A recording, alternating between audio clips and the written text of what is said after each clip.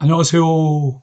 말씀과 함께 새롭게 오는 소망의 아침입니다. 복 있는 사람은 죄가 없는 사람이 아니라 죄를 숨기지 않고 하나님께 돌아와 용서받은 사람입니다. 시편 32편 1절로 11절까지 말씀을 본문으로 와요. 숨기지 않는 은혜라고 하는 주제로 함께 말씀을 나누려고 합니다. 시편 31편에서 다윗은 깊은 고통 가운데서도 자신의 생명과 앞날을 하나님의 손에 맡겼습니다. 사람들에게 버림받은 것처럼 느껴졌지만 하나님은 그의 부르짖음을 들으셨고 다윗은 마침내 모든 성도에게 여호와를 바라는 너희들아 강하고 담대하라고 권했습니다. 오늘 시편 32편은 조금 다른 문제를 다룹니다. 앞에서는 바깥에서 밀려오는 고난이 문제였다면 오늘은 내 안에 있는 죄가 문제입니다. 시편 32편의 표제에는 맞쓰기라는 말이 붙어 있습니다. 정확한 음악적 의미는 확정하기 어렵지만 일반적으로 교훈적, 묵상적 성격과 관련된 용어로 이해됩니다. 실제로 이 시편은 다윗 자신의 경험을 넘어 우리에게 죄와 용서에 관한 중요한 지혜를 가르쳐 줍니다. 흥미롭게도 다윗은 죄 이야기를 하면서 절망적으로 시작하지 않습니다. 허물의 사함을 받고 자신의 죄가 가려진 자는 복이 있도다. 시편 1편이 복 있는 사람으로 시작했듯 시편 32편도 복 있는 사람을 이야기합니다. 그런데 여기서 복 있는 사람은 죄 없는 사람이 아닙니다. 죄를 용서받은 사람입니다. 용서받은 사람이 복이 있습니다. 1절로 2절에는 죄를 나타내는 여러 표현이 등장합니다.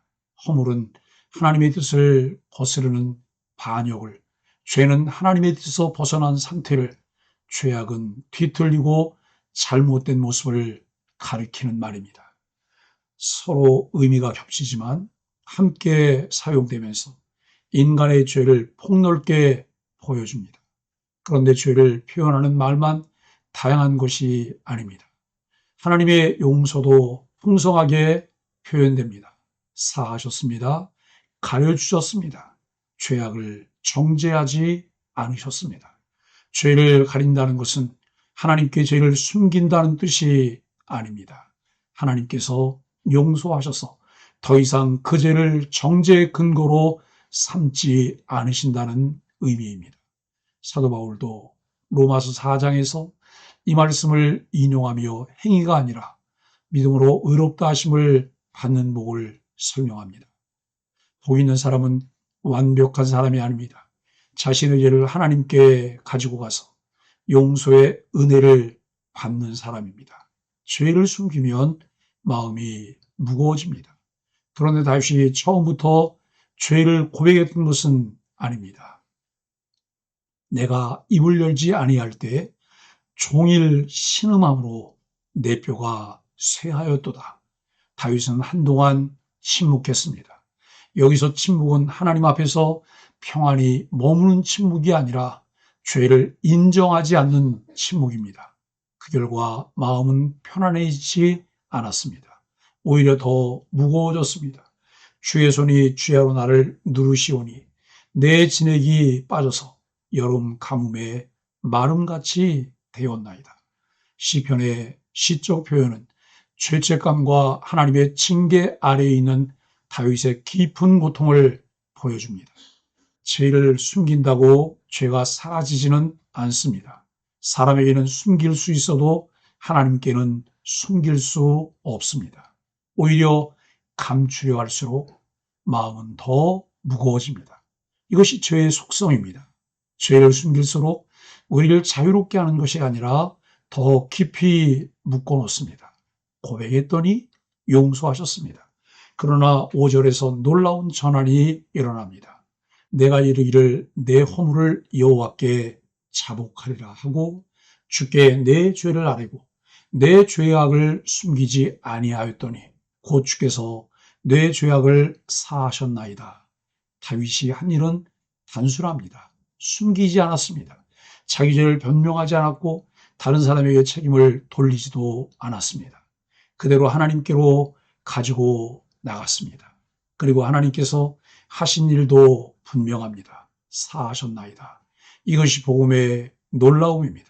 우리는 죄를 감추려고 하지만 하나님은 고백하라고 하십니다.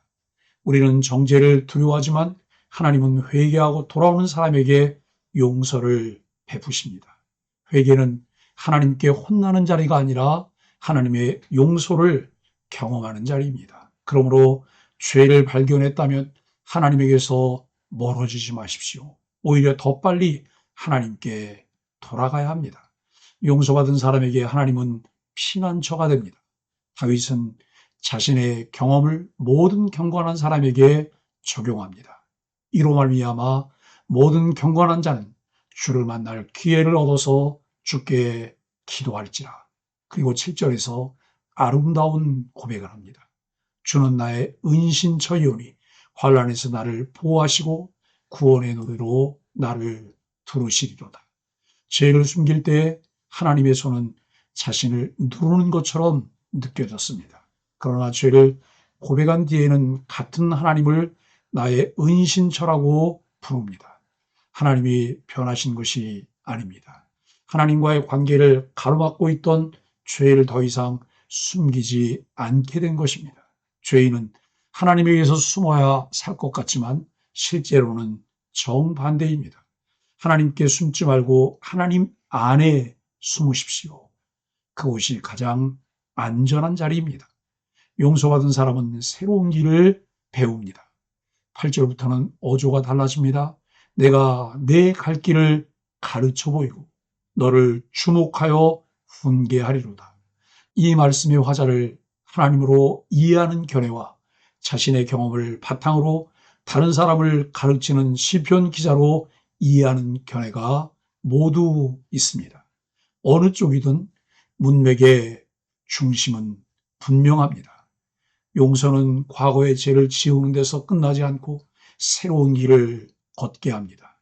그래서 9절에서는 말이나 노새처럼 억지로 끌려가지 말라고 권합니다. 하나님은 우리가 마지못해 용서하기보다 말씀을 깨닫고 기쁨으로 하나님의 길을 걷기를 원하십니다.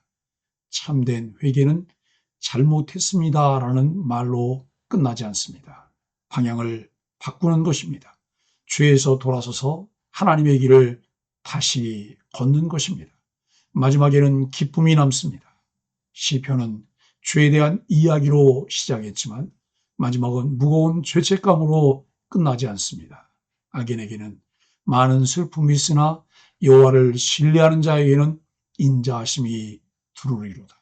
7절에서는 구원의 노래가 다윗을 두르고 10절에서는 하나님의 인자하심이 그를 두릅니다. 죄를 숨기고 있을 때에는 죄책감이 그를 둘러싸고 있었습니다. 그러나 용서받고 나니 하나님의 사랑이 그를 둘러쌉니다. 그래서 마지막은 기쁨의 초대로 끝납니다. 너희 의인들아 여호와를 기뻐하며 즐거워할지어다. 마음이 정직한 너희들아 다 즐거이 외칠지어다. 시편 32편이 말하는 회개의 목적은 우리를 계속 죄책감 속에 가두는 것이 아닙니다. 다시 하나님을 기뻐하게 하는 것입니다. 사랑하는 소망의 가족 여러분, 우리는 죄를 지으면 본능적으로 숨고 싶어 합니다. 에덴 동산에서 아담과 하와가 그랬던 것처럼 자신의 모습을 감추고 변명하려 합니다. 그러나 시편 32편은 정반대의 길을 보여줍니다.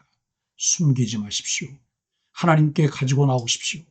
죄를 인정하고 고백하십시오. 하나님은 회개하며 돌아오는 자기 백성을 외면하지 않으십니다.